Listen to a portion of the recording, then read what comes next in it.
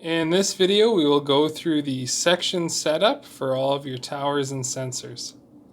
The first thing you need to do is make sure your loop is turned on by having a value of 1 or greater in both or either one of the loop settings for loop 1 or 2 or 3 that you're using.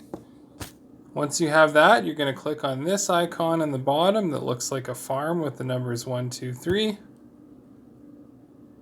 Here, all of your active sensors are going to be shown, 10 per column. To get to the next column, select the arrow on the bottom right hand side of the screen, and you'll see the rest of the sensors.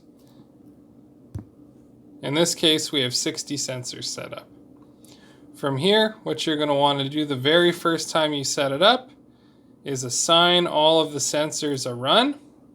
So what you'll do is you'll select this little icon that looks like a play button with a gear. This run will reset all of the section settings. Are you sure you want to continue? Yes. Once you hit continue, you'll have all of your runs and sensors populated, and you can set up your sections or towers. So in this case, we're going to say there's 10 sensors per tower. So the first 10 are on section or tower 1. The next 10, we're going to switch by tapping on the first one to tower 2, and then tower 3, tower 4, and tower 5. And then the last one is tower 6. Now all of the sensors on the main screen will be separated by tower. And the next thing we're going to do is save these settings. So we're going to hover over this icon here and press it, and we'll click save.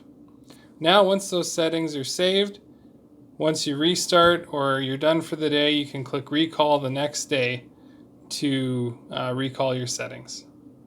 And that's the video for your section screen setup.